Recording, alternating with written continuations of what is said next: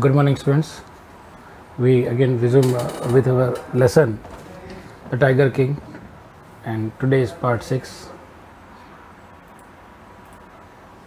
Yesterday, we had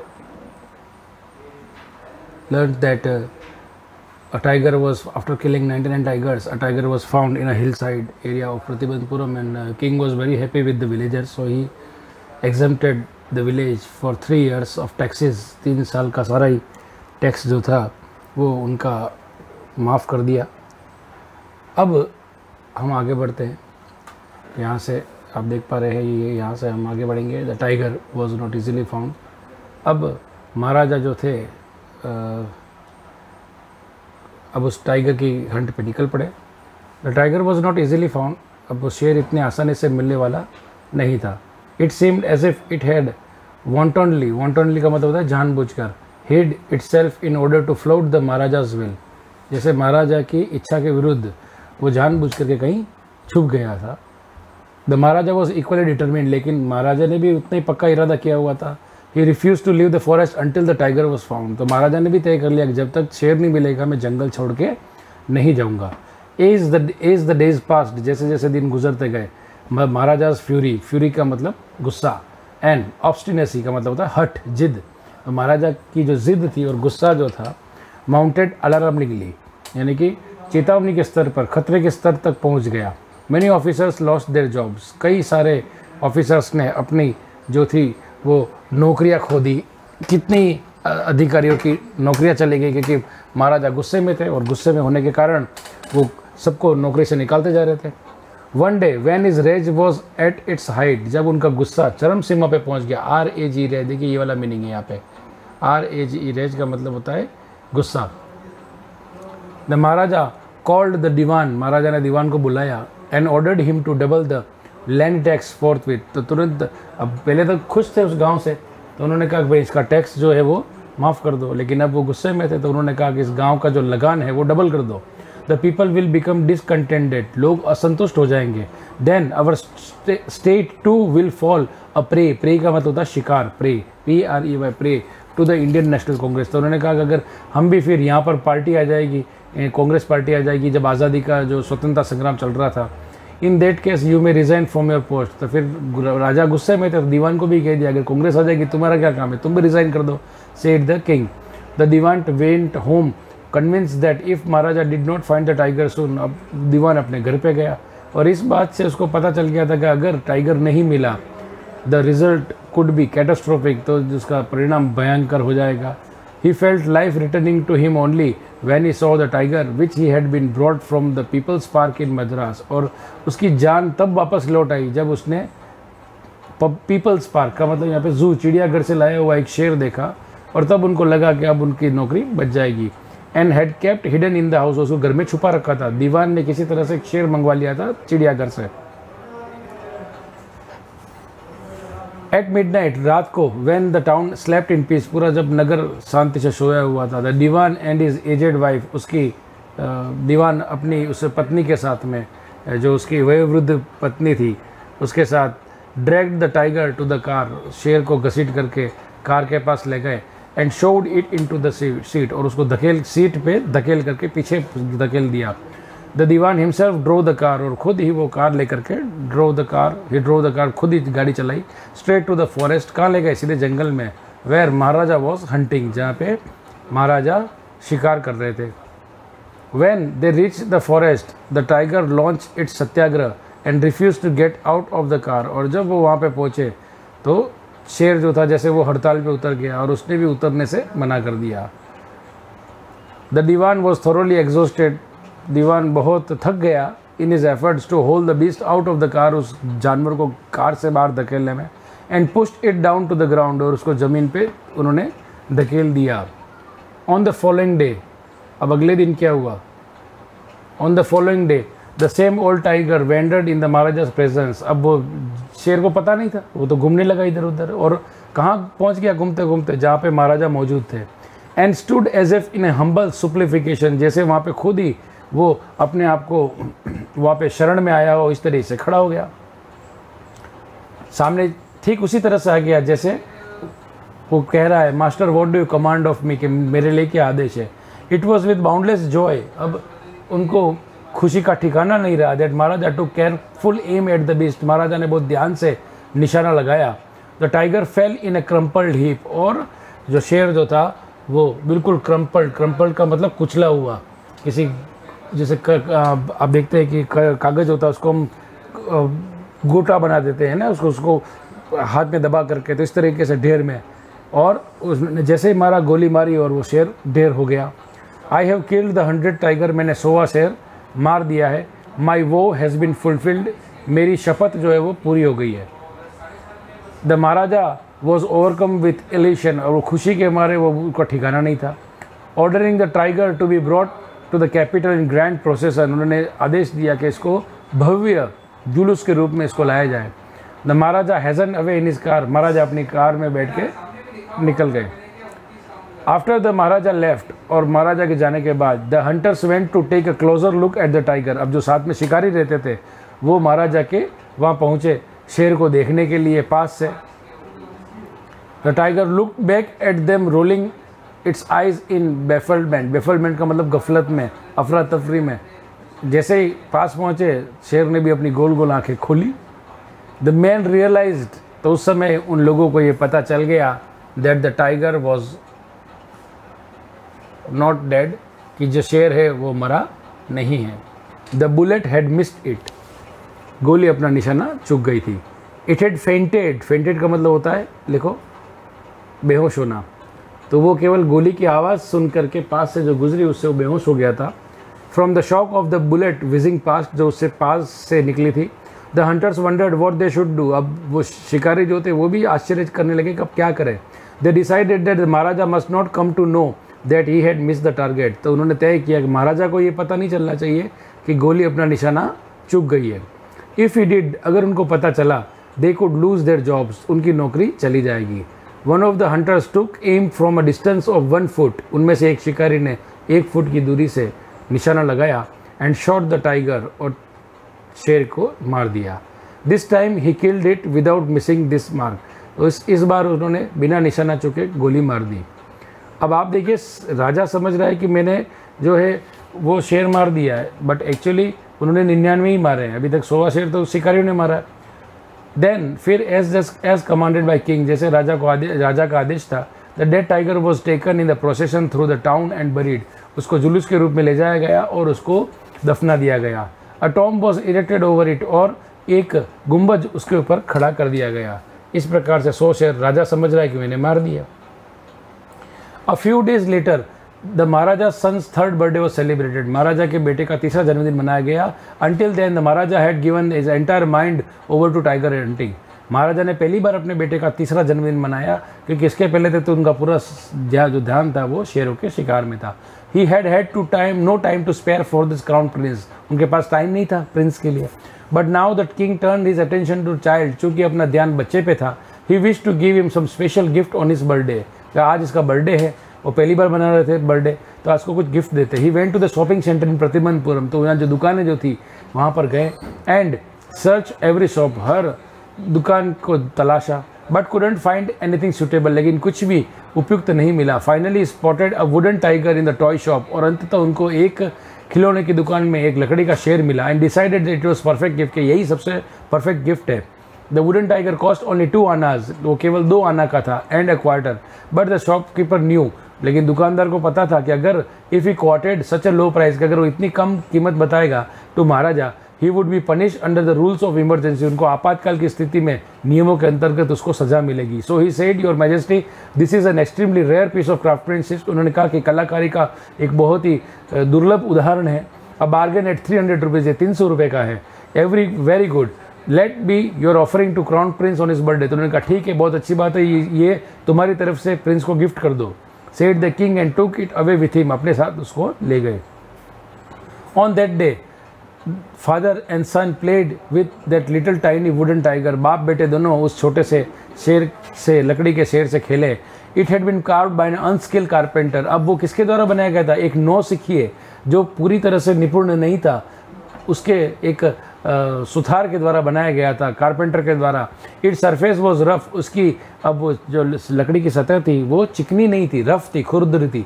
tiny silvers of would stood up like quills over it, तो छोटे छोटे लकड़ी की फांसे, है ना, वो शाही होती है, एक जानवर होता है जिसके ऊपर कांटे लगे होते हैं, उसी की तरह से एक वो निकल रहा था। One of those silver spears the Maharaja's right hand, और उनमें से एक फांस महाराजा के राइट हैंड में घुस गई। ही पुल्ड इट आउट, उन्होंने उसको बाहर निकाल लिया with his left hand and continued to play with the prince, और उसको खेलने लगे। Next day infection fled, fled का मतलब लिखो उत्पन्न हुआ, तो इन्फेक्शन जो था महाराजा के हाथों में, राइट हैंड में इन्फ्लेक्शन हो गया उस छोटी सी फांस के लिए।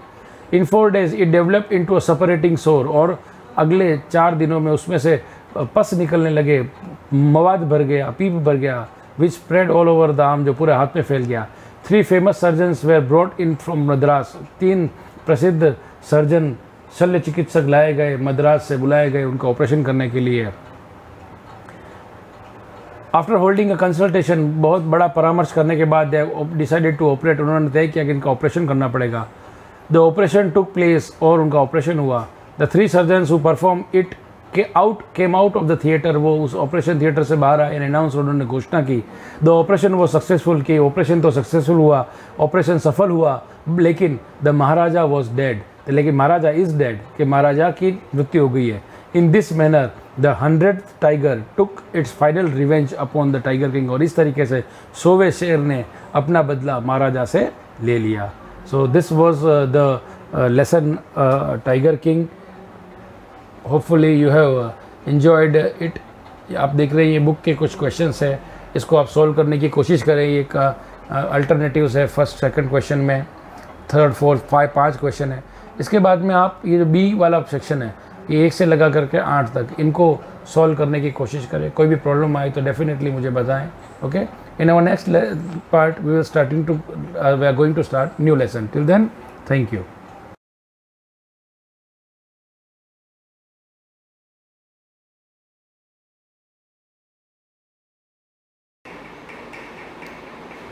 Good morning students. Last class में हम पढ़ रहे थे डायपोल के बारे में, और डायपोल के बारे में कम्प्लीटली हमने सारी चीज़ें पढ़ ली थी। 1-2 उसके कंक्लूजन जो बाकी थे कि जब हम डायपोल को यूनिफॉर्म इलेक्ट्रिक फील्ड में रखते हैं तो टॉर्क कितना डेवलप होता है, और वो टॉर्क हमने फाइंड आउट किया था, डिराइव किया था। टॉर्क इज इक्वल टू हमारा आया था PE साइन थीटा। क्या आया था? PE sine theta. और ये जो साइन थीटा है वो कौन सा है? क्रॉस प्रोडक्ट है, ठीक है। तो टॉर्क हमने जो निकाला था वो क्या था? P cross E। क्या आया था? P cross E। ये हमारा फॉर्मूला लास्ट क्लास में हमने डिराइव किया था। आज हमारा जो नया चैप्टर है वो नया चैप्टर है, चैप्टर 2 है, और जिसको आप जानते हैं Gauss law and its application, Gauss theorem या Gauss law and its application, जिसको आप हिंदी में बोलते हो गाउस का नियम, ठीक है। तो गाउस का नियम हम पढ़ने वाले अभी आज की क्लास में, ठीक है। और उसमें जो फर्स्ट टॉपिक है हमारा वो कौन सा है? Electric flux. कौन सा है? Electric flux. तो इलेक्ट्रिक फ्लक्स को स्टार्ट करने से पहले हम जो लास्ट टॉर्क के बारे में जो पढ़ा था उसके रिलेटेड 2-3 जो कंक्लूजन हमारे बाकी थे वो हम देख लेते हैं, ठीक है।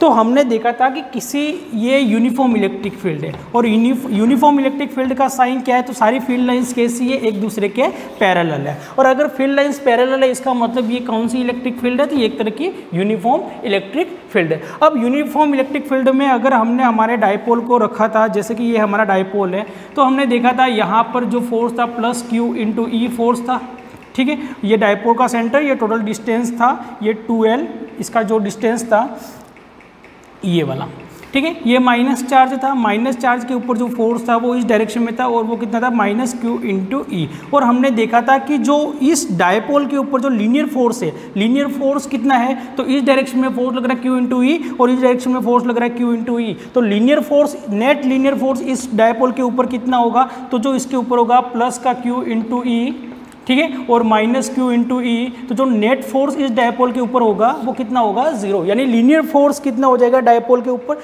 0 हो जाएगा। और अगर लीनियर फोर्स 0 है तो do not have any linear motion. तो ये इस डायपोल के पास किसी भी तरह का लीनियर मोशन नहीं होगा। लीनियर मोशन ये मतलब क्या होता है कि जैसे कि ये स्लाइडर है, इस स्लाइडर को यहाँ से फोर्स लगा के खींच रहे हैं और कोई यहाँ से फोर्स लगा के खींच रहा है। स्लाइडर अब यहाँ से 5 न्यूटन फोर्स से खींच रहे हैं और इधर से भी 5 न्यूटन फोर्स से खींच रहे हैं, ठीक है। तो दोनों फोर्स कैसे है, दोनों फोर्स का मैग्नीट्यूड कैसा है, सेम है, बट दोनों फोर्स की डायरेक्शन कैसी है, अपोजिट है। तो यहाँ पर नेट फोर्स यानी नेट लीनियर फोर्स इस स्लाइडर के ऊपर कितना होगा, तो 0 होगा। तो न तो ये स्लाइडर इधर मूव करेगा, न स्लाइडर इधर मूव करेगा, यानी do not have any linear motion, ठीक है। तो सेम कंडीशन यहाँ पर भी होती है। तो अब हमने कुछ स्पेशल कंडीशन देखी थी। अब उन स्पेशल कंडीशन में हमने देखा था कि ये जो थीटा है, ये थीटा कौन सा एंगल है, तो थीटा एंगल है डायपोल मोमेंट, यानी ये जो डायपोल मोमेंट है P और इलेक्ट्रिक फील्ड, इन दोनों के बीच का एंगल है। अगर इन दोनों के बीच का एंगल थीटा अगर 0 होता है, कितना हो जाता है, थीटा 0 हो जाता है, तो साइन 0 की वैल्यू की टॉर्क कितना हो जाएगा, 0 हो जाएगा। तो हम इसको सही से लिख लेते हैं कि जैसे कि स्पेशल कंडीशन में हमने देखा था कि थीटा इज इक्वल टू 0, तो टॉर्क कितना हो जाएगा, 0, ठीक है, देखा था हमने। अब अगर थीटा की वैल्यू हमने कितनी रख दी, 90 रखी, अगर थीटा की वैल्यू हम 90 रखते हैं तो क्या होता है कि थीटा की वैल्यू 90, तो साइन 90 कितनी होता है, 1 होता है। तो टॉर्क कितना हो जाएगा, मैक्सिमम, यानी टॉर्क कैसा होगा, मैक्सिमम, ठीक है, क्योंकि साइन की सबसे मैक्सिमम वैल्यू कितनी होती है, तो 1 होती है, ठीक है। अब हमने थीटा को कितना कर दिया, 180 कर दिया। जैसे हमने थीटा को 180 किया तो साइन 180 की वैल्यू कितनी होती है, 0, तो टॉर्क कितना हो जाएगा, तो टॉर्क कितना हो जाएगा, 0। तो दो कंडीशन ऐसी है कि जहां पर टॉर्क कितना हो रहा है, 0 हो रहा है, यानी हमने एक यूनिफॉर्म इलेक्ट्रिक फील्ड में हमारे डायपोल को रखा और एंगल कितना रखा, डायपोल मोमेंट और इलेक्ट्रिक फील्ड के बीच का एंगल कितना रखा, 0, तो टॉर्क कितना है, 0। अगर टॉर्क 0 है तो किसी भी तरह का रोटेशनल मोशन नहीं होगा। और हमने देखा कि लीनियर मोशन तो पहले से ही नहीं है, क्योंकि दोनों फोर्स कैसे हैं, इक्वल एंड अपोजिट है, लीनियर मोशन तो पहले ही नहीं है।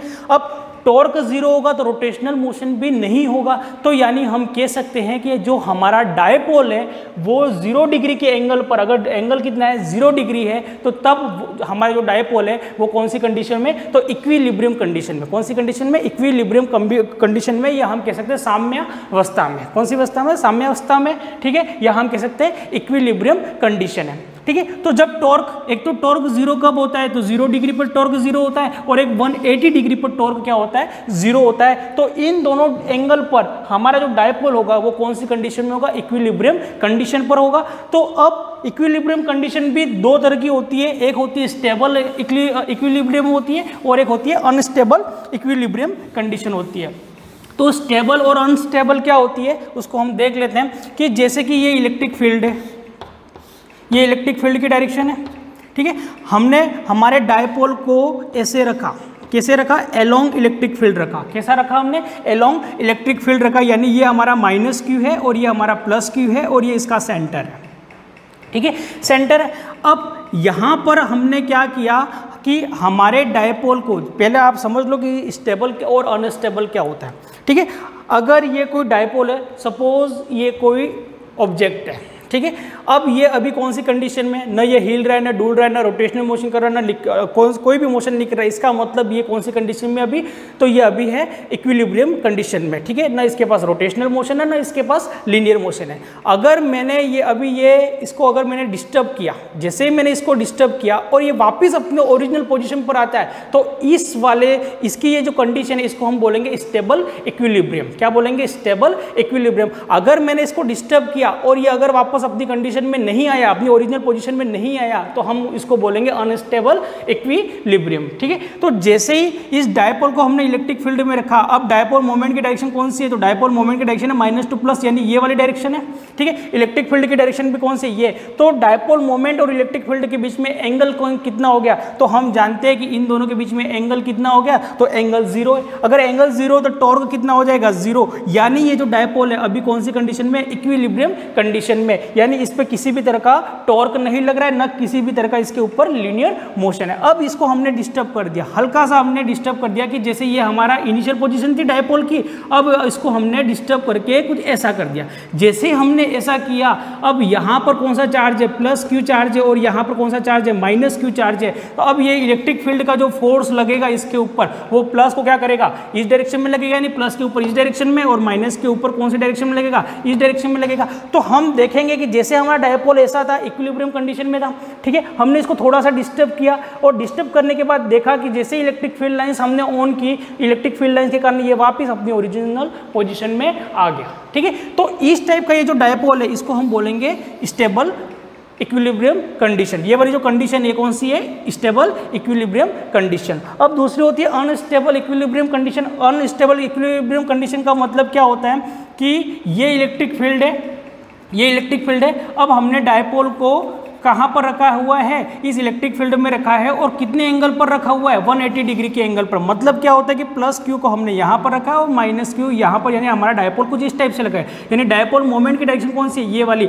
इलेक्ट्रिक फील्ड की डायरेक्शन कौन सी है? ये वाली। इन दोनों के बीच डायरेक्शन कैसी? अपोजिट, यानी एंगल कितना है इन दोनों के बीच में? 180 डिग्री। अगर इन दोनों के बीच में 180 डिग्री एंगल है तो टॉर्क कितना होगा? 0 होगा। और टॉर्क कितना होगा? 0 होगा। और अगर टॉर्क 0 है इसका मतलब जो डायपोल है हमारी कौन सी कंडीशन में? इक्विलिब्रियम कंडीशन में है। ठीक है। अब इस इक्विलिब्रियम कंडीशन में अगर ये हमारा डायपोल है, ये इलेक्ट्रिक फील्ड जा रही है, सारी इलेक्ट्रिक फील्ड की डायरेक्शन है, ये प्लस क्यू है और ये माइनस क्यू है, ये डायपोल है, हमारा डायपोल मोमेंट की डायरेक्शन ये रही, इलेक्ट्रिक फील्ड की डायरेक्शन ये रही, यानी एंगल कितना बन रहा है? 180 डिग्री बन रहा है। ठीक है। अब हमने हमारे डायपोल को थोड़ा डिस्टर्ब किया, ये कुछ ऐसे डिस्टर्ब किया, ये प्लस क्यू यहाँ आ गया और माइनस क्यू यहाँ पर आ गया। तो हमने देखा कि इस इलेक्ट्रिक फील्ड ने इस प्लस के ऊपर इधर फोर्स लगाया और माइनस के ऊपर इस डायरेक्शन में फोर्स लगाया। यानी ये जो डायपोल हमारा ऐसा था वो अब कैसा हो जाएगा? तो फोर्स लगने के कारण वो डायपोल ऐसे रोटेट होके सीधा हो जाएगा, यानी माइनस यहाँ पर आ जाएगा और प्लस कहाँ पर चला जाएगा? यहाँ पर। तो ये अपनी ओरिजिनल पोजीशन पर वापस नहीं आया। इधर वापस आता तो हम कहते हैं अपनी ओरिजिनल पोजीशन पर वापस आया, पर ये इधर वापस नहीं आया, वो किधर गया? इस डायरेक्शन में गया। तो इसलिए हम इस वाले डायपोल की जो कंडीशन है वो कौन सी कंडीशन है? अनस्टेबल इक्विलिब्रियम कंडीशन है। ठीक है। अब एक चीज हमको समझनी है कि हमने देखा uniform electric field. Uniform electric field का साइन क्या है? तो सारी फील्ड लाइंस कैसी होगी? एक दूसरे के पैरेलल होगी। कैसी होगी? पैरेलल होगी। अब अगर कोई नॉन यूनिफॉर्म इलेक्ट्रिक फील्ड है, कौन सी है? नॉन यूनिफॉर्म इलेक्ट्रिक फील्ड, यानी इलेक्ट्रिक फील्ड कैसी है? यूनिफॉर्म नहीं है, नॉन यूनिफॉर्म है। तो यानी कैसी कि जैसे कि कहीं फील्ड लाइंस की क्राउडिंग कैसी है? ज़्यादा है, कहीं फील्ड लाइंस की क्राउडिंग कैसी है? कम है, कुछ इस टाइप की फील्ड लाइंस है। ठीक है। यहाँ पर हम अगर हमारे डायपोल को रखते हैं कि नॉन यूनिफॉर्म इलेक्ट्रिक फील्ड में अगर हम डायपोल को रखते हैं तो क्या होता है? तो डायपोल को अगर नॉन यूनिफॉर्म इलेक्ट्रिक फील्ड में रखेंगे तो जैसे ये डायपोल है तो इसको नॉन यूनिफॉर्म इलेक्ट्रिक फील्ड में रखा तो कहीं पर फील्ड ज़्यादा है तो फोर्स कैसा होगा? ज़्यादा होगा। और कहीं पर फील्ड की इंटेंसिटी कैसी है? क्राउडिंग कम है तो वहाँ पर फोर्स कैसा होगा? कम होगा। ठीक है। तो हम देखेंगे क्या चीज़ हम ऑब्जर्व करते हैं कि डायपोल के पास दो तरह के मोशन होते हैं। उसके पास अगर उसको नॉन यूनिफॉर्म इलेक्ट्रिक फील्ड में रखा है तो उसके पास लीनियर मोशन भी होता है और उसके पास रोटेशनल मोशन भी होता है, यानी वो ऐसे रोटेट करते हुए ऐसे लीनियरली भी आगे बढ़ता जाता है। ठीक है। तो यानी इसके पास अगर नॉन यूनिफॉर्म इलेक्ट्रिक फील्ड में अगर हमने डायपोल को रखा है तो उसके पास लीनियर मोशन भी होगा और उसके पास रोटेशनल मोशन भी होगा, यानी टॉर्क भी उसके ऊपर लगेगा और उसके ऊपर नेट फोर्स भी उसके ऊपर होगा। ठीक है। अब इसको हम यहीं पर खत्म करते हैं। तो डायपोल को इसके रिलेटेड जो भी क्वेश्चन होंगे आपके टेस्ट में आपको पूछे जाएंगे। संडे को आपका टेस्ट होगा। ठीक है। तो अब हमारी जो आज की क्लास है वो नया चैप्टर है, सेकंड चैप्टर है गोस लॉ एंड इट्स एप्लीकेशन। ठीक है। जिसमें सबसे पहली चीज़ हमको पढ़नी है इलेक्ट्रिक फ्लक्स। ठीक है। तो इलेक्ट्रिक फ्लक्स क्या होता है? तो इसको समझने से पहले एक चीज़ समझना पड़ेगा आपको कि जैसे 11th क्लास में आपने पढ़ा होगा वेक्टर प्रोडक्ट पढ़े होंगे। क्या पढ़े होंगे? वेक्टर के प्रोडक्ट पढ़े होंगे 11th क्लास के अंदर। नहीं पढ़े होंगे तो याद रखना पड़ेगा, बाकी तो अगर पढ़ा होगा तो समझ में आ जाएगा कि एरिया जो होता है, एरिया, ठीक है, और एरिया का फॉर्मूला क्या होता है? तो हम जानते हैं लेंथ मल्टीप्लाई विड्थ। ठीक है। तो लेंथ मल्टीप्लाई विड्थ कह सकते हैं हम। ठीक है। क्या होता है हमारा? एरिया। तो जो एरिया होता है वो कौन सी क्वांटिटी है? तो एरिया जो होता है वो कौन सी क्वांटिटी है? वेक्टर क्वांटिटी है। कौन सी क्वांटिटी है? वेक्टर क्वांटिटी है। कैसे वेक्टर क्वांटिटी है? तो अगर ये कोई एक कमरा है, ये कोई कमरा है, इस कमरे का आपको एरिया निकालने को बोला जाए तो आप क्या करोगे? तो लेंथ मल्टीप्लाई क्या करोगे? विड्थ। लेंथ मल्टीप्लाई विड्थ क्या हो जाएगा? एरिया। ठीक है। तो आपने क्रॉस प्रोडक्ट में पढ़ा होगा कि ये एक्स वाई और ये जेड, ये कुछ इस टाइप का आपने पढ़ा होगा। जैसे कि यहाँ पर आप आई कैप, जे कैप और ये के कैप। ठीक है। आई कैप, जे कैप और के कैप। अगर आपको लेंथ एरिया निकालने को बोला है तो क्या हो जाएगा? आई कैप यानी लेंथ मल्टीप्लाई विड्थ और ये क्या आ जाएगा? एरिया। ये क्या आ गया? एरिया। तो एरिया के पास डायरेक्शन होती है कि जैसे कि ये प्रोडक्ट है, क्रॉस प्रोडक्ट है। क्रॉस प्रोडक्ट में क्या होता है? लेंथ मल्टीप्लाई विड्थ क्या हो जाएगा? एरिया।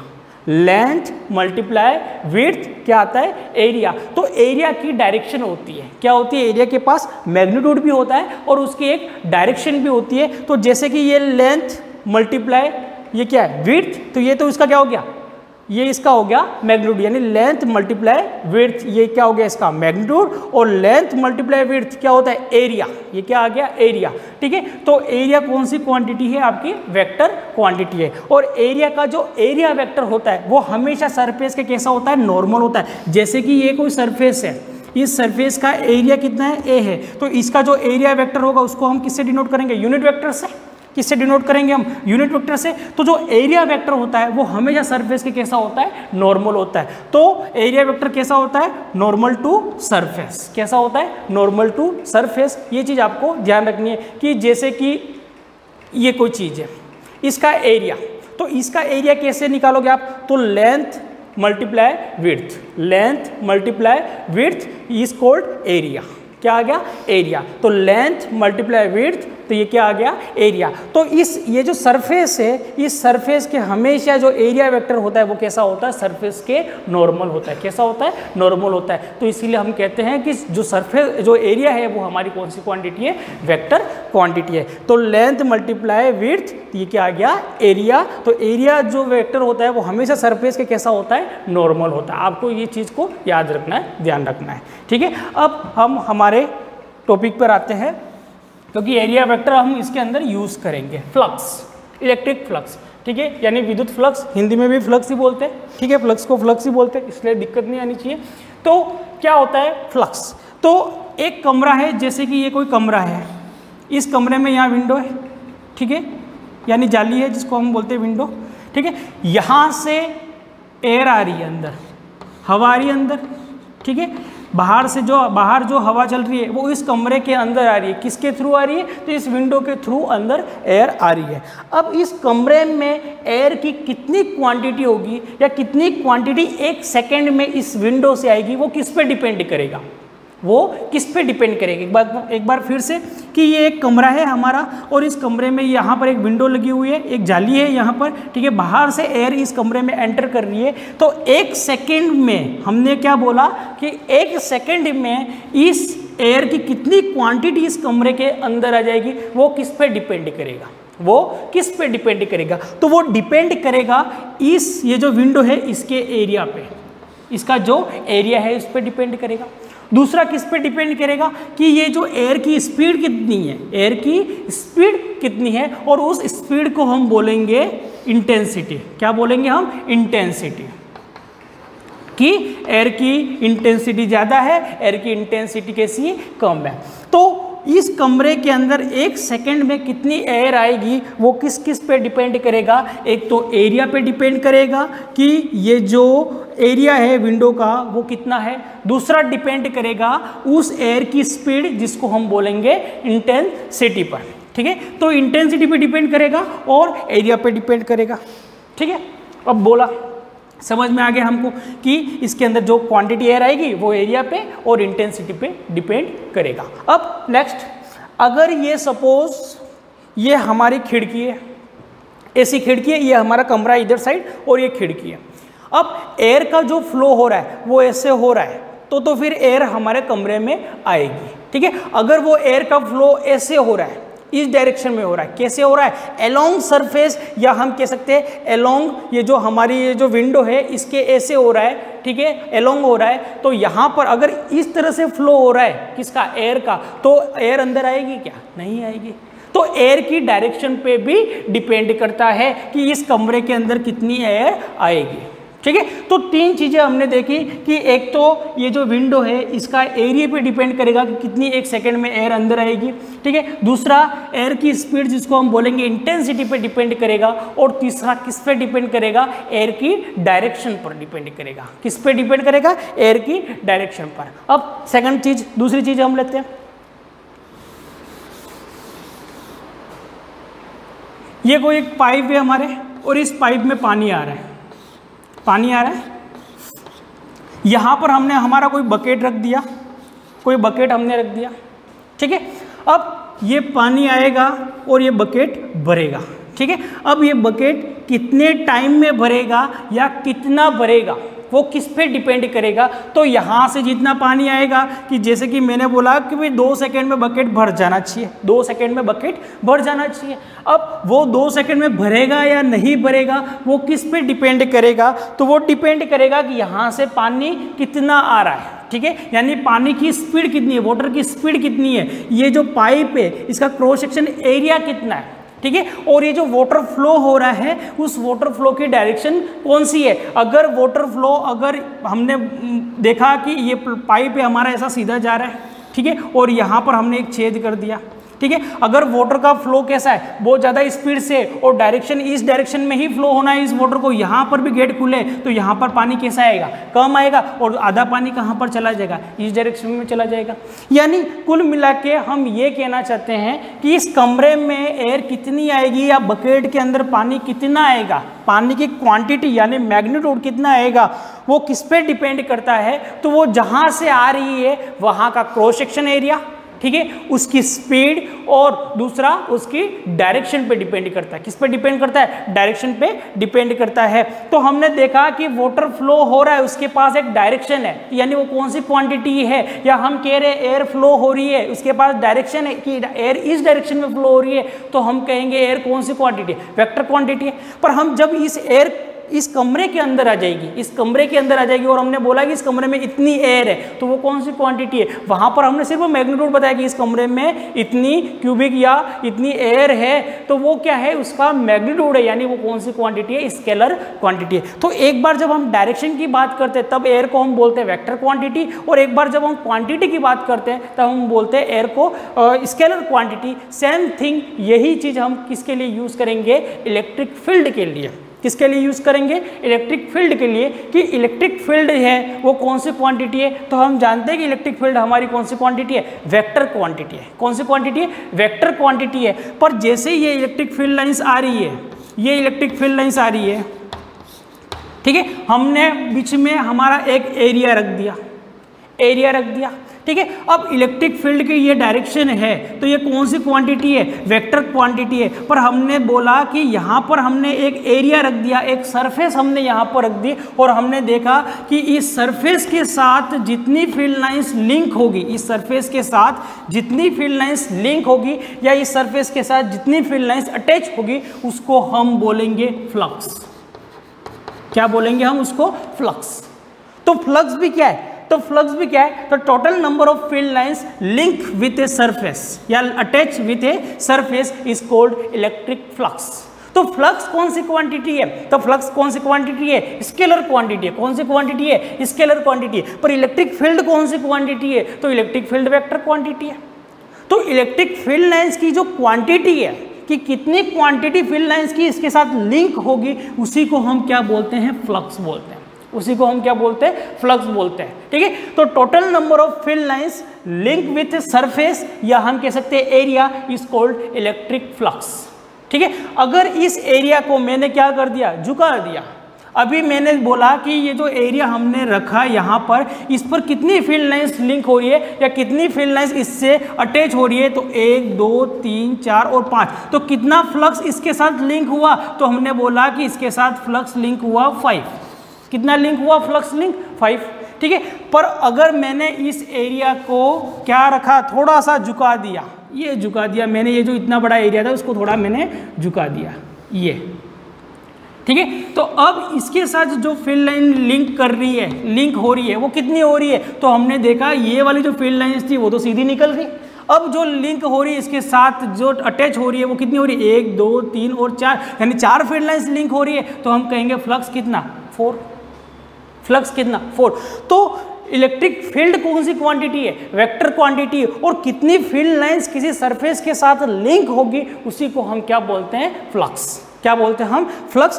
तो फ्लक्स की डेफिनेशन हमने लिखी है कि electric flux link to a surface area is a quantity, scalar. कौन सी quantity, scalar, form by intensity of electric field E and normal to it A, ठीक है, normal to area A such that electric flux linked to a surface area is phi is equal to Q into E, ये क्या होता है, हमारा flux होता है। ठीक है, तो फ्लक्स क्या होता है, सिंपल सी डेफिनेशन है, इतनी बड़ी डेफिनेशन हार्ड में नहीं जाना है कि total number of field lines link with area is called flux, electric flux. ठीक है, तो इलेक्ट्रिक फ्लक्स को आगे जो हमको डिटेल से जो पढ़ना है, इसको डिराइव करना है, इसको हम आगे नेक्स्ट क्लास में कंटिन्यूस करेंगे। थैंक यू, धन्यवाद।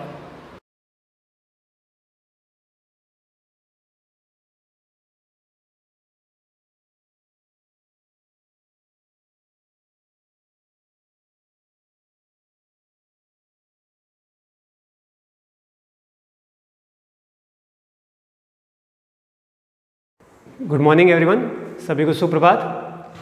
प्रीवियस यानी लास्ट क्लास में अपन ने क्या पढ़ा था, परानिस्यंदन यानी अल्ट्रा फिल्ट्रेशन हो गया था, और हमने क्या स्टार्ट किया था, एक तो वर्णात्मक पुनरावशोषण यानी सेलेक्टिव रीअब्जॉर्प्शन की क्लास अपनी चल रही थी। उसके अंदर अपन ने एक थोड़ा सा समझ भी लिया था कि वर्णात्मक पुनरावशोषण होता क्या है, सेलेक्टिव रीअब्जॉर्प्शन किसे कहते हैं, क्योंकि उस यूरिया के अंदर जो हम शरीर से बाहर त्यागना चाहते हैं, उत्सर्जी पदार्थ के रूप में बाहर निकालना चाहते हैं, एक्सक्रीटरी मटेरियल के रूप में उसे जिसे शरीर से बाहर निकालने जा रहे हैं, उसके साथ कई उपयोगी पदार्थ होते हैं, उनको वापस शरीर में लेना ही वर्णात्मक पुनरावशोषण होता है। तो अपन इसको लिख लेते हैं एक के बाद एक लाइन को, क्योंकि समझाने का काम तो अपन कर चुके हैं।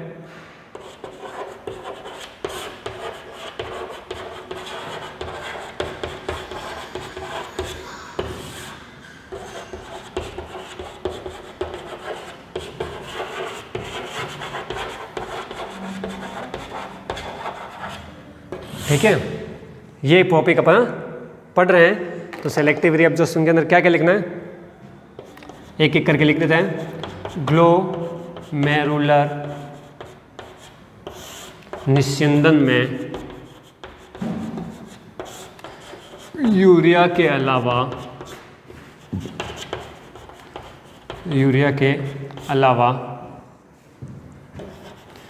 कई उपयोगी पदार्थ जैसे ग्लूकोज,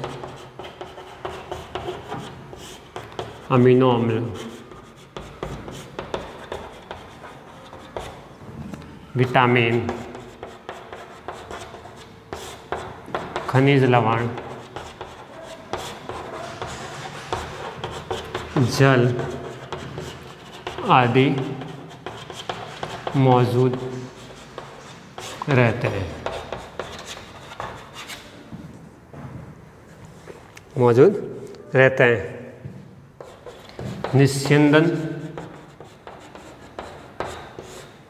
निस्यंदन में रुधिर के जल का 95% भाग उपस्थित होता है।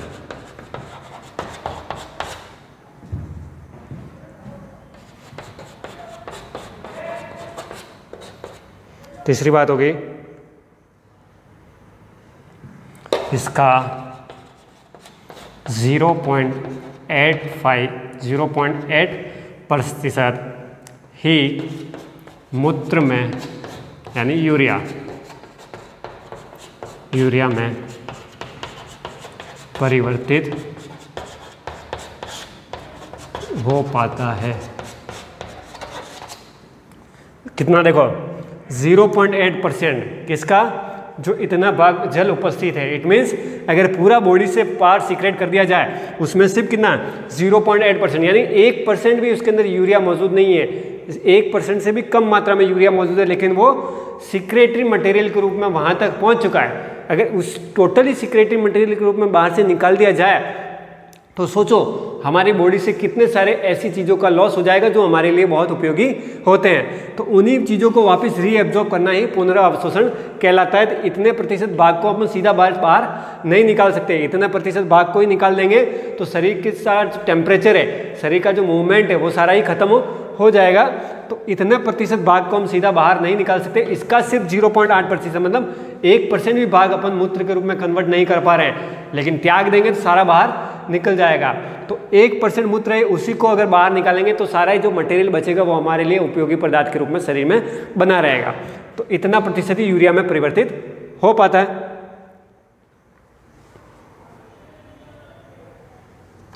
फिर क्या लिखेंगे आगे,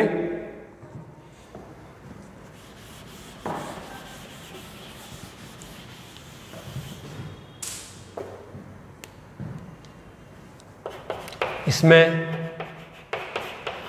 पाए जाने वाले उपयोगी पदार्थों को, पाए जाने वाले उपयोगी पदार्थों को वृक्क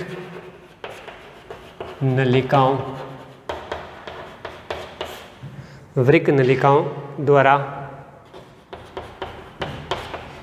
रुधिर में पुनः अवशोषण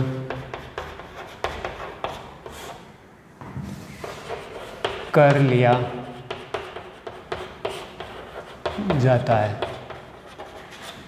क्या करते हैं, इसमें जो उपयोगी पदार्थ है ये वाले जो लिखे मैंने, उसको वृक्क नलिका क्या करती है, अवशोषित करके लेके रुधिर में उसको अवशोषित करा देती है ना। फिर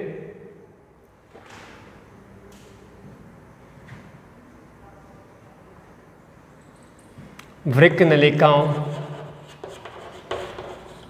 नलिकाओं द्वारा रुधिर में, वृक्क नलिकाओं द्वारा रुधिर में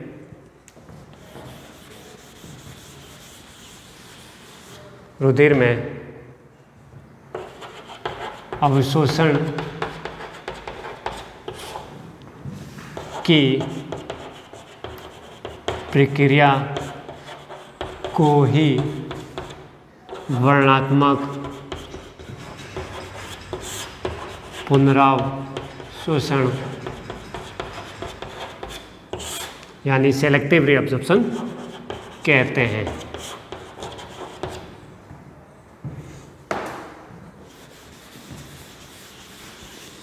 उतारते रहना मैं साथ साथ में ना, क्योंकि समझाने वाला तो समझा दिया मैंने, अब सिर्फ नोट्स के रूप में आपको मैं कुछ लिखवा रहा हूँ, वो आप साथ साथ में उतारते रहे। इस प्रक्रिया में वृक्क नलिका यानी नेफ्रॉन, वृक्क नलिका के कई सारे भाग कार्य करते हैं।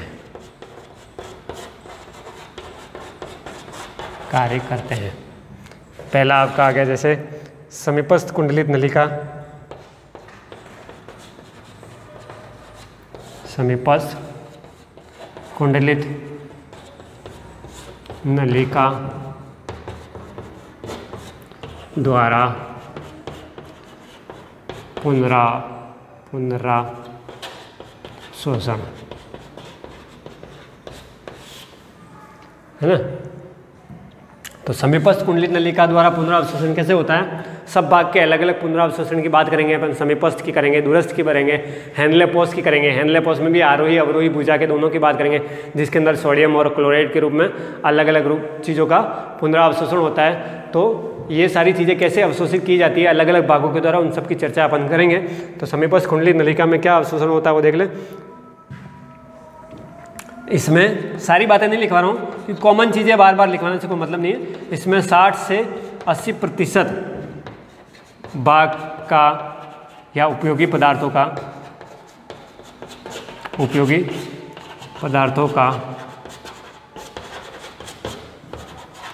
पुनरावशोषण होता है। मतलब सबसे ज़्यादा जो अवशोषण की प्रक्रिया होने वाली है पुनरावशोषण की, क्योंकि पुनरावशोषण होगा किसके बाद, अपन बॉमन कैप्सूल के बाद की बात कर रहे हैं, बॉमन संपुट के बाद की बात कर रहे हैं। तो समीपस्थ नलिका में क्या होगा, लगभग 60 से 80% भाग उसमें ही अवशोषित कर लिया जाएगा। बाकी जाएगा वो हैंडलेपोस में 5 से 7% वहाँ हो गया, बचा कुछ और आगे वाले भाग में हो गया। ऐसे करके टोटली भाग अपना क्या हो जाएगा, अवशोषित कर लिया जाएगा।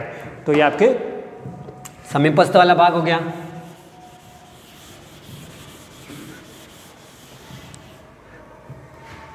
ठीक है, अब बात करते हैं अपन दूरस्थ कुंडलित नलिका वाला। दूरस्थ कुंडलित नलिका में पुनरावशोषण।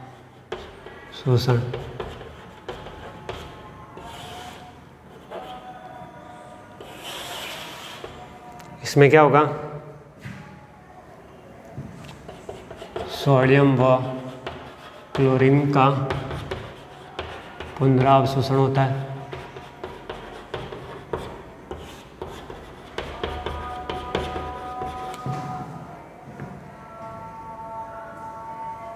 जल का लगभग 9% भाग अवशोषित होता है।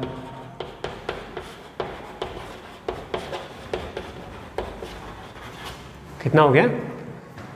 एक तो सोडियम व क्लोराइड के आयंस जो होंगे वो इसमें आपके दूरस्थ वाले भाग में अवशोषित कर लिए जाएंगे। एक जल का लगभग 9% या 9% भाग अवशोषित कर लिया जाएगा। तो ये सारी चीज़ें जो थी आपके दूरस्थ वाले भाग तक अवशोषित या एब्जॉर्ब कर ली गई है। अब उसके बची हुई जो चीज़ें होंगी सारी यूरिया के साथ, वो आपके आगे वाले भाग में अवशोषित कर ली जाएगी, जो कहाँ होगा, दूरस्थ के बाद संग्रह नलिका तक पहुँचते पहुँचते या कलेक्टिंग डक्ट तक पहुँचते पहुँचते, है ना, तो वहाँ तक अवशोषित कर ली जाएगी। इस प्रकार क्या होगा कि रीअब्जॉर्प्शन की प्रक्रिया जो होगी आपके खत्म हो जाएगी। तीसरा जो टॉपिक था अपना क्या था, स्त्रवण यानी सिक्रेशन, कि जो यूरिया बचा अब, क्योंकि एब्जॉर्प्शन की प्रक्रिया हमने कर ली है ना, अवशोषण हो गया, मूत्र निर्माण हो गया, परानिस्यंदन हो गया, छन गया, रुधिर अलग हो गया, यूरिया अलग हो गया, यूरिया में कुछ उपयोगी पदार्थ है वो एब्जॉर्ब कर लिए गए। अब बचा यूरिया, उसका क्या करेंगे हम, स्त्रवण करेंगे, शरीर से बाहर त्याग करेंगे।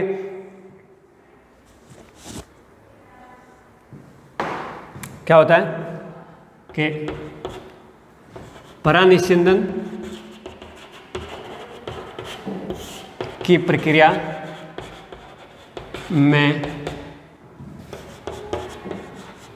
यूरिया,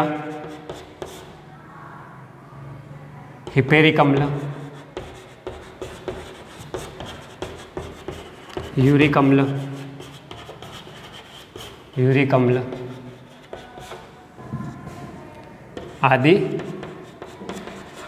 छन जाते हैं, है ना।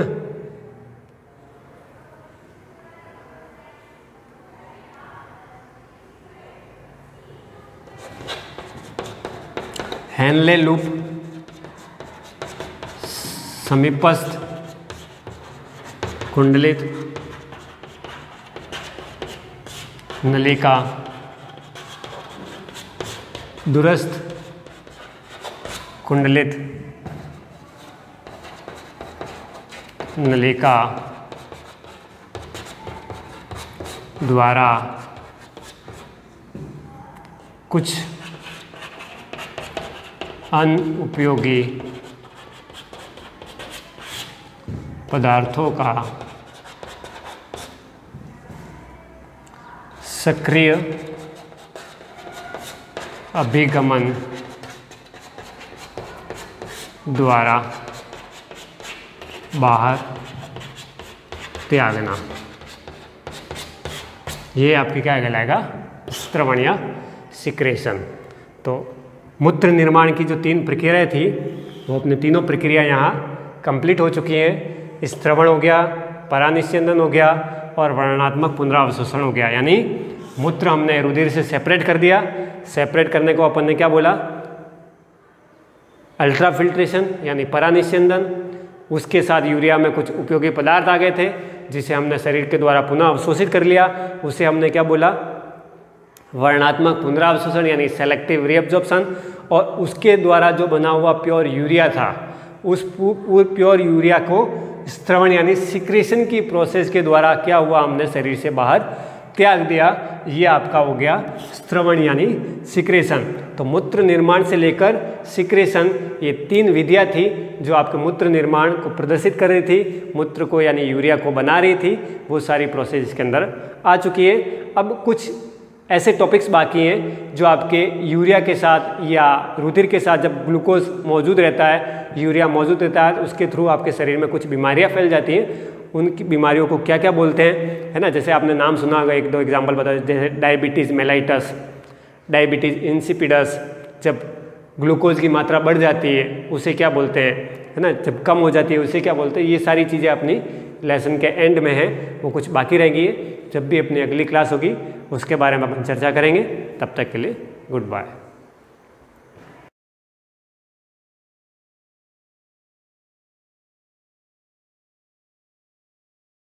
Good morning everyone.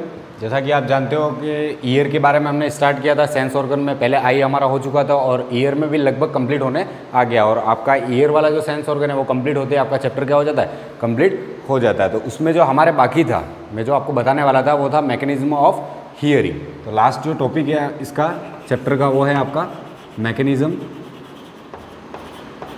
Of hearing. और मैंने कहा भी था कि डायग्राम कंबाइन करके हम देखेंगे, क्योंकि जो भी ईयर से रिलेटेड आपके जो डायग्राम थे वो हमने क्या किए थे, अलग अलग बनाए थे।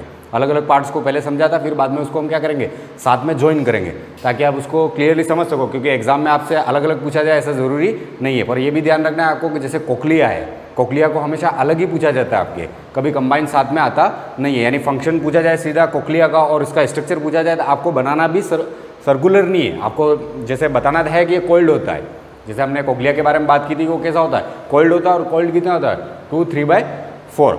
लेकिन आपको क्या करना है, उसको स्ट्रेट, जैसे मैंने बनाना सिखाया आपको वैसे ही बनाना है। आपके किताब पे नहीं जाना है और आपका वो बिल्कुल करेक्ट ही रहेगा डायग्राम।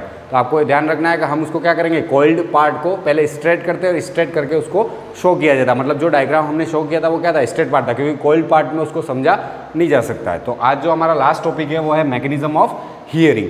मतलब हियरिंग का मैकेनिज्म क्या होता है, मतलब ये काम कैसे करते हो। और एक साथ ऑर्गन को कंबाइन करके हम देखेंगे कि काम कैसे करेगा। जैसे आपका एक्सटर्नल ईयर जो है उसका फंक्शन क्या है वो हमने देख लिया था पहले। इसके बाद आपका जो मिडल ईयर है उसका फंक्शन क्या है, उसके बारे में भी हमने देखा था कि एम्प्लीफिकेशन करता है साउंड का। और लास्ट जो आपका मतलब जो हियरिंग के लिए रिस्पॉन्सिबल पार्ट था वो था आपका कोक्लिया। और कोक्लिया के अलावा जो दो है, जैसे वेस्टिब्यूली और सेमी सर्कुलर कैनाल के बारे में पढ़ा था हमने। तो वेस्टिब्यूली जो आपका होता है उसके अंदर एक सेंसरी पार्ट होता है, कौन सा, मैक्यूला। और आपका जो सेमी सर्कुलर कैनाल होता है उसके अंदर एक सेंसरी पार्ट होता है जिसको कहते हैं हम क्रिस्टा। ये दोनों पार्ट क्या करते हैं, इक्विलिब्रियम प्रोवाइड करने का काम करते हैं। तो जो मैकेनिज्म ऑफ हियरिंग पढ़ने वाले हम, उससे पहले मैं आपको बता दूं कि आपका जो ईयर है उसके फंक्शन क्या थे। एक तो फंक्शन है उसका हमने देखा था फोनो रिसेप्टर, यानी रेस्पॉन्सिबल फॉर हियरिंग। आपका जो ईयर होता है वो किसके लिए रेस्पॉन्सिबल होता है, फॉर हियरिंग। और दूसरा उसका जो काम था वो था balancing and equilibrium, balancing and equilibrium. ये क्या करता है, इक्विलिब्रियम प्रोवाइड करता है और आपकी बॉडी को बैलेंसिंग प्रोवाइड करने का काम करता है। तो बैलेंसिंग और इक्विलिब्रियम के लिए जो हमारे पास ऑर्गन थे, या फिर हम कह सकते हैं जो सेंसरी पार्ट था, जो वेस्टिब्यूल और सेमी सर्कुलर कैनाल के अंदर प्रेजेंट था, वो कौन कौन से थे। एक तो था आपका मैक्यूला और दूसरा था क्रिस्टा। आपको ये दोनों ध्यान रखने हैं, क्योंकि एक नंबर के क्वेश्चन में सीधा पूछा जा सकता है कि बैलेंसिंग और इक्विलिब्रियम के लिए रेस्पॉन्सिबल सेंसरी पार्ट कौन से होते हैं ईयर के अंदर। तो वो होता है आपका मैक्यूला और क्रिस्टा। और इनके फंक्शन के बारे में भी हमने देख लिया था। तो मैकेनिज्म हम स्टार्ट करें उससे पहले मैं आपको बता दूं, जैसे डायग्राम बना के कि वो काम कैसे करता है और डायग्राम अटैच कैसे होता है, मतलब उसको कंबाइन कैसे करेंगे। उसमें मैक्यूला और क्रिस्टा को शो करने की जरूरत नहीं है। तो वेस्टिब्यूली और सेमी सर्कुलर कैनाल को हम शो नहीं करेंगे, हम कोक्लिया को शो करेंगे, क्योंकि वही हियरिंग का पार्ट होता है आपका, और middle ear and external ear. तो जैसा कि डायग्राम तो आपने पहले देखा ही था, तो ये वाला पार्ट हो जाएगा आपका एक्सटर्नल ईयर का, यानी पिन्ना। और इससे जो स्टार्ट होता है, जैसे आपका पार्ट होगा वो है, ये हो जाएगी आपके एक्सटर्नल ऑडिटरी कैनाल, जो क्या होती है, स्लाइडली ऑब्लिक होती है। और यहाँ पे जो होगी वो क्या होगी, आपकी एक मेम्ब्रेन होगी, जिसको हम क्या कहते हैं, टिम्पेनिक मेम्ब्रेन। तो डायग्राम को कंप्लीट कर देता हूँ मैं पहले। तो ये हो जाएगी आपके एक्सटर्नल ऑडिटरी कैनाल, जो 2.5 सेंटीमीटर लॉन्ग होती है, ये हमने पढ़ लिया था। तो इसको कहेंगे एक्सटर्नल ऑडिटरी कैनाल, या फिर इसको हम क्या कह सकते हैं, एक्सटर्नल ऑडिटरी मीटस। तो ये हो जाएगी एक्सटर्नल ऑडिटरी कैनाल या एक्सटर्नल ऑडिटरी मीटस। और ये वाला जो पार्ट है आपका क्या है, पिन्ना। सारे नेमिंग करना ज़रूरी नहीं है यहाँ पे, क्योंकि हमने पहले इसको कर लिया। मतलब यहाँ पे सेरुमिनस सेल्स के बारे में बताओ, ऐसा कोई ज़रूरी नहीं है। ये वाली जो मेम्ब्रेन है, जो यहाँ पे काम आने वाले पार्ट्स है, वही हम क्या करेंगे, शो करेंगे और ड्रॉ किया जाएगा। तो जैसे इसको कहते हैं टिम्पेनिक मेम्ब्रेन, टिम्पेनिक मेम्ब्रेन, और ये किससे बनी होती है? कनेक्टिव टिश्यू से बनी होती है और स्ट्रेचेबल होती है। इसके बाद जो आपका मिडल ईयर, ये तो क्या हो गया आपका एक्सटर्नल ईयर है, तो ये वाला पूरा पार्ट जो है वो आपका एक्सटर्नल ईयर का, और मैंने आपको बताया था टिम्पेनिक मेम्ब्रेन जो होती है वो external ear plus middle ear, मतलब आपका जो एंडिंग पोर्शन होता है एक्सटर्नल ईयर का वो क्या होता है? टिम्पेनिक मेम्ब्रेन, और मिडल ईयर का जो स्टार्टिंग पॉइंट होता है वो कौन सा होता है? आपका टिम्पेनिक मेम्ब्रेन ही होती है। लेकिन हम इसको काउंट किसके अंदर करते हैं? एक्सटर्नल ईयर के अंदर ही इसके फंक्शन वगैरह हमने पढ़े थे, तो आपको भी वो ध्यान रखना है। इसके बाद आता है आपका मिडल ईयर, और मिडल ईयर जो होता है वो क्या होता है? एक एयर फिल्ड कैविटी होती है। मिडल ईयर के अंदर क्या होती है? एक एयर फिल्ड कैविटी होती है। तो ये जो पूरा मिडल ईयर है आपका वो क्या है? एक एयर फिल्ड कैविटी है। तो ये वाला पोर्शन हो जाएगा आपका किसका? मिडल ईयर का। इसको हम कह सकते हैं मिडल ईयर।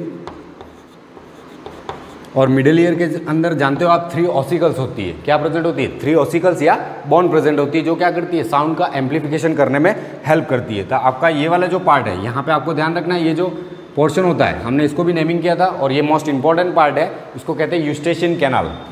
क्या कहा जाता है? यूस्टेशियन कैनाल या यूस्टेशियन ट्यूब भी कह सकते हो। यूस्टेशियन कैनाल जो होती है, और यहाँ पे वॉल प्रेजेंट होते हैं इसके, और ये कहाँ पे ओपन होती है? आपका मिडल ईयर प्लस ये फेरेंजियल पार्ट के अंदर क्या होती है? ओपन होने का काम करती है, ताकि आपके प्रेशर को क्या कर सके? एटमॉस्फेरिक प्रेशर और आपका जो इंटरनल प्रेशर है दोनों को मेंटेन करने का काम करती है यूस्टेशियन कैनाल। और इसके बाद ये हो गया आपके एयरफील्ड कैविटी, और इसके अंदर क्या प्रेजेंट होती है? 3 ऑसिकल्स प्रेजेंट होती है, और ऑसिकल्स आपको ध्यान रखना है उनका शेप कैसा था। तो आपके शेप के ऊपर ही क्वेश्चन मोस्टली बनता है कि जैसे मेलियस है, इनकस है और स्टेपिस है, इनके शेप के बारे में पूछा जाता है, और वो हमने देखा भी था। मैं यहाँ पे फिर से डिस्क्राइब कर देता हूँ और ड्रॉ भी कर देता हूँ, तो आपको ड्रॉ भी करने आना चाहिए। तो ये कैसी होती है? हैमर शेप होती है, और कंप्लीटली अटैच होती है आपके किससे? टिम्पेनिक मेम्ब्रेन से। ऐसा नहीं है कि मैंने यहाँ पे शो किया थी कंप्लीटली आपके बोन से, क्या मतलब टिम्पेनिक मेम्ब्रेन से क्या होती है? ये अटैच होती है। इसके बाद वाला जो पार्ट होता है वो होता है आपके, ये तो होगी आपकी मेलियस, इसके बाद आती है इनकस, जिसका शेप क्या होता है? ये तो होगी हैमर शेप, और दूसरा जो उसका मतलब इनकस जो होती है वो कैसी होती है? उसका शेप होता है एनविल शेप। तो उसको भी ड्रॉ कर देता हूँ। और एनविल क्या होता है मैंने आपको बताया था, इसलिए कन्फ्यूजन होना नहीं चाहिए। और नहीं पता हो तो किसी मोची की दुकान पर जाके देख लेना, एनविल आपको मिल जाएगा, मतलब एनविल शेप होता है ये हो जाएगी आपके इनकस। और लास्ट जो बोन होती है वो होती है आपके स्टेपिस। तो यहाँ पे आ जाएगी आपके स्टेपिस, और स्टेपिस का शेप जो होता है वो कैसा होता है? स्टेरअप। जो किससे मेल खाता है वो मैंने आपको बताया था, मतलब किससे रिजेंबल होता है वो डायग्राम, वो भी हमने बात की थी। और यहाँ पे हमने बात की थी, यहाँ पे एक मेम्ब्रेन प्रेजेंट होती है आपके, यहाँ से जो स्टार्ट होती है एक मेम्ब्रेन, वही आपका क्या होता है? Oval window. तो यहीं से हम स्टार्ट करेंगे। आपका जो डायग्राम बनेगा वो होगा कोक्लिया का। तो ये जो 3 बोन है वो कौन कौन सी है? तो ये बोन हो जाएगी आपके मेलियस, ये हो जाएगी मेलियस, ये हो जाएगी आपके इनकस, और ये हो जाएगी आपके स्टेपिस।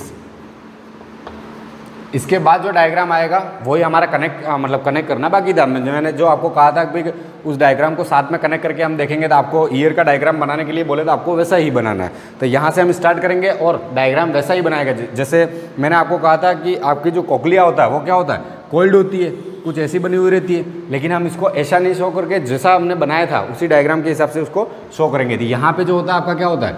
ओवल विंडो होता है, और यहाँ पे जो पार्ट होता है वो कौन सा आता है? राउंड विंडो का। तो यहाँ पे जो पार्ट आ जाएगा आपको वो किसका आ जाएगा? Round window. मतलब ये बाहर की तरफ नहीं होता है, लेकिन हम बना कुछ ऐसा रहे उसको, तो ताकि कंबाइन साथ में देख सके उसको।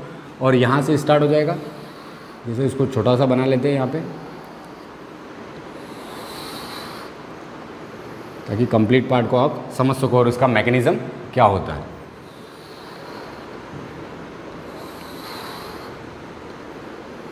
और ये वाला पार्ट जो होता है यहाँ पे क्या होता है? नैरो होता है, जिसको हमने क्या कहा था? हेलिकोटेमा। तो इसके बारे में भी हम देख लेते हैं यहाँ पे इसके अंदर कौन कौन से पार्ट प्रेजेंट होते हैं। और ये वाला पार्ट जो होता है यहाँ से क्या होता है? क्लोज होता है। इसके अंदर 3 कंपार्टमेंट होते हैं, 1, 2 एंड 3। ये हमने डायग्राम क्लियरली देखा भी था, तो मैं एक बार इसको बता देता हूँ। यहाँ वाला जो पार्ट होता है इसको क्या कहा था हमने? Scala vestibuli. इसको कहा था हमने स्केला वेस्टिबुली, इसलिए डायग्राम में नेमिंग भी कर देता हूँ मैं, स्केला वेस्टिबुली। और जो आपका ये मिडिल पार्ट होता है इसको कहा था हमने स्केला मीडिया, स्केला मीडिया। और ये वाला जो पार्ट था इसको कहा था हमने स्केला टिम्पेनी, स्केला टिम्पेनी।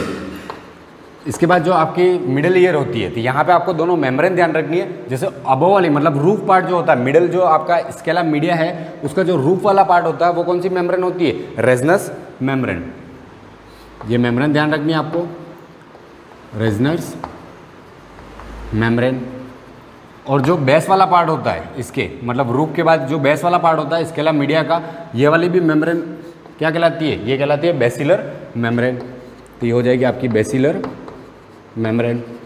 क्यों ध्यान रखना है? क्योंकि आपकी जो बेसिलर मेम्ब्रेन होती है वहीं पे आपकी सेंसरी सेल्स प्रेजेंट होती है, यानी ऑर्गन ऑफ कोटाई जिसको कहते हैं हम, वो कहाँ पे प्रेजेंट होता है? आपके बेसिलर मेम्ब्रेन पे प्रेजेंट होता है। और रेजिनर मेम्ब्रेन का फंक्शन क्या है वो भी हम देखेंगे। तो आपकी जो बेसिलर मेम्ब्रेन होती है उस पर क्या प्रेजेंट होती है? आपकी सेंसरी सेल्स प्रेजेंट होती है, जो रेस्पॉन्सिबल होती है, जो सेंस को क्या करती है? साउंड वेव्स मतलब आने पर क्या करती है? गेन करती है उसको, और फिर बाद में उसका मैकेनिज्म स्टार्ट होता है हियरिंग का, वो भी हम देखेंगे। ये वाला हो जाएगा आपका ओवल विंडो। वैसे नेमिंग कर दी है इसलिए आपको यहाँ पे कंफ्यूज होने की जरूरत नहीं है, पहले हमने इसको देख लिया है। ये ओवल विंडो हो जाएगा, और ये जो हो जाएगा आपका राउंड विंडो। और इनके दूसरे क्या नाम है वो भी मैंने आपको बताया था। जैसे ओवल विंडो इसको कहते हैं फेनेस्ट्रा ओवेलिस, और इसको कहते हैं फेनेस्ट्रा रोटंडा।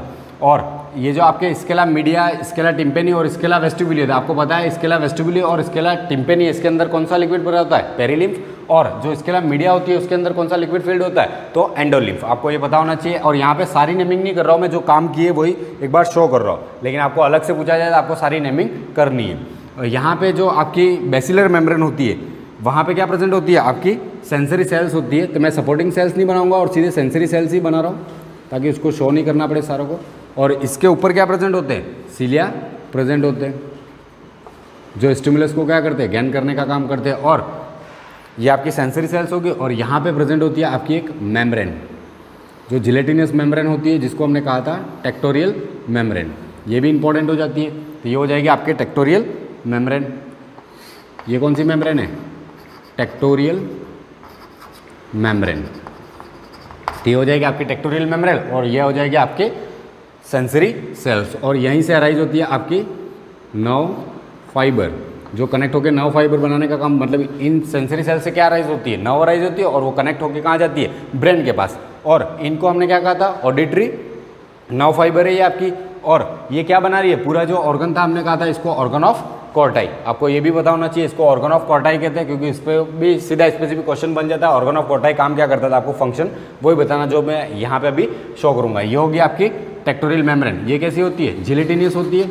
और अब ये फंक्शन कैसे करेगी? तो जैसे आपके एक्सटर्नल ऑडिटरी कैनाल है, एक्सटर्नल ऑडिटरी कैनाल, और आपका पिन्ना, या फिर हम इसको ही लिख सकते हैं एक्सटर्नल ईयर सीधे। आपको पता है इसके पार्ट कौन से होते हैं, तो अलग अलग शो करने की ज़रूरत नहीं है। तो ये आ जाएगा आपका फर्स्ट जो है वो है एक्सटर्नल ईयर। तो एक्सटर्नल ईयर जो होता है आपका, वो काम क्या करता है? ये क्या करता है? Collecting of sound waves. ये कलेक्टिंग ऑफ साउंड वेव्स का काम करता है, मतलब ये साउंड वेव्स को क्या करता है? कलेक्ट करने का काम करता है। तो कलेक्टिंग या गैदरिंग, क्योंकि आपका जो पिन्ना होता है वो क्या करता है? साउंड वेव्स को गैदर करने का काम करता है। तो collecting of sound waves and focus on tympanic membrane. जो आपकी टिम्पेनिक मेम्ब्रेन है उस पर फोकस करने का काम करता है। मतलब क्या होगा? जैसे कोई भी साउंड वेव्स है यहाँ पे आएगी, और ये क्या करेगा? गैदर करने का काम करता है। मतलब सारी साउंड वेव्स यहाँ पे कलेक्ट होगी, और फिर आपकी जो एक्सटर्नल ऑडिटरी कैनाल है इसके अंदर क्या करेगी? ट्रैवल करती हुई आपके कहाँ पे जाएगी? टिम्पेनिक मेम्ब्रेन पे जाके फोकस करेगी। मतलब वहाँ पे जाके क्या करती है? हिट करती है ये जो सॉरी साउंड वेव्स होती है वो। और ये टिम्पेनिक मेम्ब्रेन क्या होगी? टिम्पेनिक मेम्ब्रेन वाइब्रेट होगी। तो वाइब्रेट टिम्पेनिक मेम्ब्रेन, तो जिसकी वजह से आपकी टिम्पेनिक मेम्ब्रेन क्या होती है? वाइब्रेट होती है। इसके बाद जो फंक्शन आ जाता है वो आता है आपके मिडल ईयर का। मिडल ईयर, आपका जो मिडल ईयर होता है उसके अंदर क्या प्रेजेंट होती है? 3 ऑसिकल्स प्रेजेंट होती है, जिनके नाम भी हमने यहाँ पे शो किए, जैसे मेलियस, इनकस और स्टेपिस। और आपको ध्यान रखना है, क्योंकि मैंने आपको बताया था कि स्टेपिस क्या होती है? ह्यूमन के बॉडी की स्मॉलेस्ट बोन होती है। दूसरी बात, आपकी जो मेलियस, इनकस और स्टेपिस होती है, इनका अपना अपना एक शेप होता है। जैसे मेलियस होती है वो हैमर शेप होती है, इनकस जो होती है वो एनविल शेप होती है, और स्टेपिस जो होती है वो स्टरप शेप होती है। और जो आपकी इनकस और स्टेपिस जो होती है, इनको जो अटैचमेंट साइड प्रोवाइड करती है उस मसल्स का नाम होता है स्टेपिडस मसल्स। और वो ह्यूमन के बॉडी की स्मॉलेस्ट मसल भी होती है। इतना भी आपको ध्यान रखना ताकि ये बेसिक नॉलेज हो जाता है, कभी कभी पूछ भी लिया जाए तो आपको पता होना चाहिए। इसके बाद ये जो मिडिल ईयर है उसका फंक्शन क्या होगा, जैसे ही आपकी टिम्पेनिक मेम्ब्रेन वाइब्रेट होती है, हम यहाँ पे डायग्राम में देख रहे हैं कि जैसे ही टिम्पेनिक मेम्ब्रेन क्या होती है, वाइब्रेट होती है, तो ये ऑसिकल्स को क्या करेगी, वाइब्रेट करेगी। तो ऑसिकल्स इससे अटैच है, मतलब सबसे पहले आपकी जो मेलेस होगी वो क्या होगी, वाइब्रेट होगी, और वाइब्रेशन की वजह से दूसरी जो बोन्स है वो भी क्या होती है, वाइब्रेट होना स्टार्ट होती है। मतलब साउंड वेव्स क्या करेगी, यहाँ से ट्रैवल करके इसके पास जाएगी और फिर यहाँ से ट्रैवल करती हुई यहाँ पे जाएगी। तो ये साउंड वेव्स क्या कर रही है, आपके ट्रैवलिंग कर रही है, जिसकी वजह से ये वाइब्रेट होती रहती है। अब ये जब से वाइब्रेशन इसके अंदर क्रिएट होगा, इसके अंदर जैसे ही वाइब्रेशन क्रिएट होगा, मैंने बताया था कि मिडिल ईयर का मेन फंक्शन होता है एम्प्लीफिकेशन ऑफ साउंड। इसका मेन फंक्शन क्या होता है, एम्प्लीफिकेशन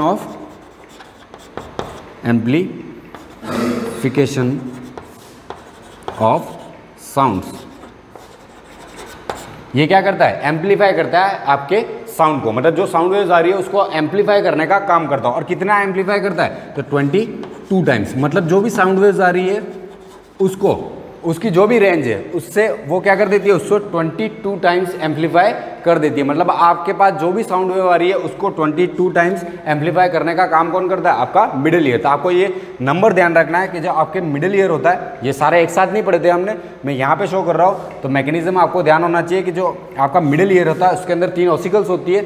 सारी चीज़ें नहीं लिख रहा हूँ यहाँ पे, जो काम की है वही लिख रहा हूँ कि जैसे ये वाइब्रेट होती है, ये लिखना ज़रूरी है नहीं, क्योंकि आप समझ गए कि ये वाइब्रेट होगी, और वाइब्रेट होते ही ये क्या करती है, साउंड को एम्प्लीफाई करती है। और एम्प्लीफिकेशन कितना होता है, 22 टाइम्स। मतलब जो भी साउंड वेव आ रही है उसकी क्वांटिटी कितनी बढ़ जाएगी, 22 टाइम्स। जो उसकी फ्रीक्वेंसी है उससे 22 टाइम्स ग्रेटर हो जाएगी। तो ये एम्प्लीफाई करेगा साउंड वेव्स को, और कितनी करता है, 22 टाइम्स। अब ये आपको ध्यान रखना है कि 22 टाइम्स साउंड वेव्स को एम्प्लीफाई करता कैसे है। तो उसका रीज़न ये होता है, एक तो area of bone and tympanic membrane and Oval window.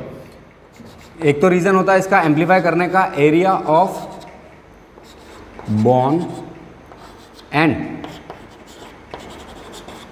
Tympanic membrane और ओवल विंडो।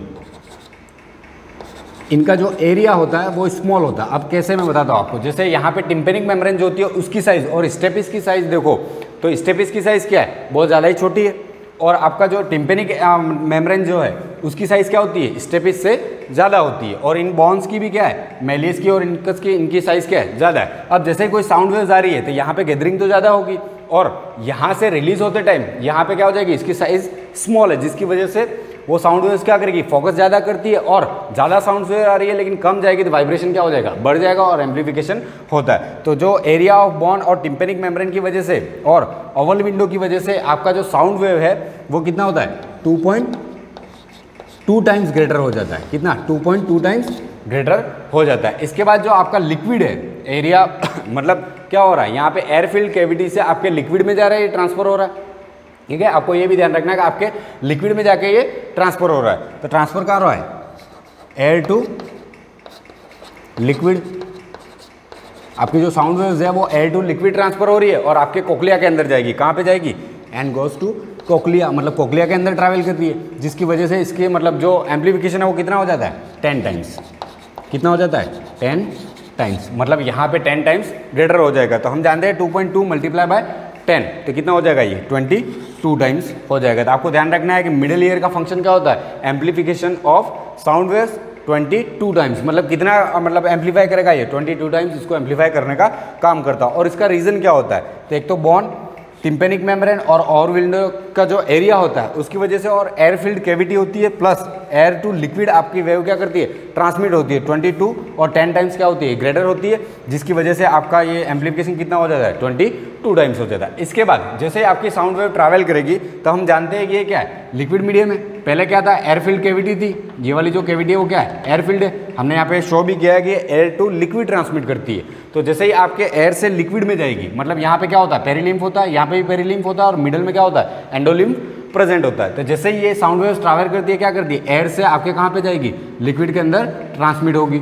फिर यहाँ से होती हुई राउंड विंडो से ये वापस निकल जाती है। लेकिन उससे पहले ये करती क्या है कि जैसे ही साउंड वेव्स यहाँ पे आई एम्प्लीफाई होके, तो ये साउंड वेव्स क्या करेगी, ऊपर वाली जो मेम्ब्रेन है आपके, जैसे ही यहाँ पे एंटर करेगी ऑल विंडो से, तो आपकी जो ऊपर वाली मेम्ब्रेन है यानी कौन सी, रेजोनेंस मेम्ब्रेन को वाइब्रेट करती है। क्योंकि आप जानते हो जैसे कोई भी साउंड वेव यहाँ पे एंटर करेगी, इसको निकलने के लिए कोई रास्ता तो है नहीं, इसकी वजह से वाइब्रेशन पैदा होगा। और जैसे ही वाइब्रेशन क्रिएट होता है तो वाइब्रेशन की वजह से ये जो मेम्ब्रेन होती है ऊपर वाली वो क्या होती है, वाइब्रेट होती है, और ये वेव्स ट्रैवल होकर यहाँ पे आ रही है। तो आप ये जानते हो कि ये वाली मेम्ब्रेन अगर वाइब्रेट हो रही है तो नीचे वाली बेसिलर मेम्ब्रेन भी क्या होगी, वाइब्रेट होगी ऑटोमेटिकली, क्योंकि यहाँ पे जो आपका पेरिलिम्फ है दोनों बीच में से क्या होते हैं, कनेक्ट होते हैं। तो आपकी साउंड वेव्स ट्रैवल करते हुए राउंड विंडो की तरफ आएगी, तो ये क्या होता है, वाइब्रेशन क्रिएट होता है। और जैसे ही वाइब्रेशन क्रिएट होता है तो आपकी जो टेक्टोरियल मेम्ब्रेन होती है वो भी क्या होती है, वाइब्रेट होना स्टार्ट करती है। और वाइब्रेशन की वजह से ये सिलिया को क्या करती है, टच करेगी। और जैसे ही टच करेगी, टच करने की वजह से ये क्या करेगी, इसके अंदर जो स्टिमुलस आएगा, मतलब साउंड वेव्स की वजह से जो स्टिमुलस आता है वो ब्रेन को ट्रांसमिट कर देगी, जिसकी वजह से आप क्लियरली हियरिंग कर पाते हो, मतलब जिसकी वजह से आप क्लियर किसी बात को सुन पाते हो। और दूसरी बात, इसके अंदर कोई इको जनरेट नहीं होता। क्यों? इसका रीज़न ये है कि जैसे ही कोई साउंड वेव ट्रैवल करती है, अगर वो साउंड वेव वहीं रह जाती है और दूसरी साउंड वेव अगर अंदर एंटर करती है और वो वहाँ से एस्केप नहीं हो पाती, तो आपके अंदर क्या होता, इको जनरेट होता। लेकिन ऐसा होता नहीं है। तो उसका रीज़न ये होता है कि आपका जो राउंड विंडो होता है उसको हम क्या कहते हैं, प्रेशर रिलीजिंग विंडो।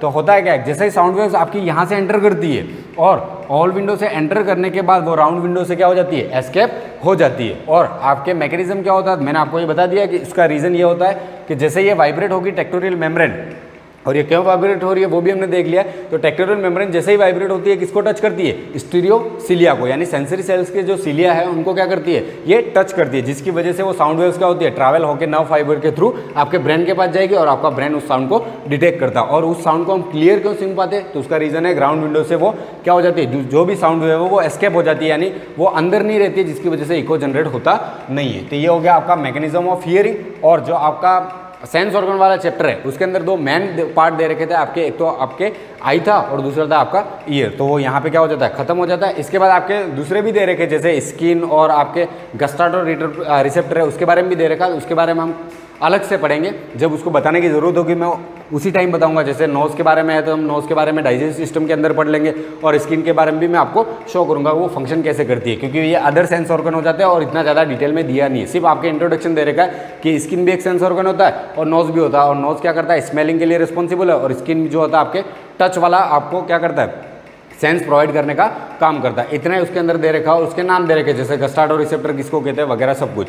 तो उसमें ज़्यादा डिटेल दिया नहीं है, इसलिए उसको हम बाद में डिस्कस करेंगे। और इससे रिलेटेड जो भी डिजीज़ रहती है उसको भी मैं बाद में बताऊंगा, जहाँ पे ज़रूरत होगी वहीं पे उसको शो किया है, क्योंकि इतनी ज़्यादा कोई डिजीज़ हाईफाई नहीं दे रखी है जो एग्जाम में पूछा जाए, इतनी ज़्यादा है नहीं, लेकिन उसको भी हम पढ़ेंगे। तो यहाँ पे आपका ये चैप्टर क्या होता है, एंड होता है। और मैं समझता हूँ कि आपको पूरा समझ में आ गया होगा। इससे रिलेटेड आपको कोई भी डाउट हो तो आप मेरे को ग्रुप में पूछ सकते हो। तो आपको ये ध्यान रखना है हियर ऑफ मैकेनिज्म, और इसके अंदर जो बैलेंसिंग प्रोवाइड करने का काम करता है वो कौन करता है वो भी आपको पता होना चाहिए, क्योंकि एक नंबर के क्वेश्चन के अंदर आता है कि सेंसरी पार्ट कौन सा होता है ईयर के अंदर जो आपको बैलेंसिंग प्रोवाइड करेगा, तो मैक्यूला एंड क्रिस्टा। ठीक है, थैंक यू।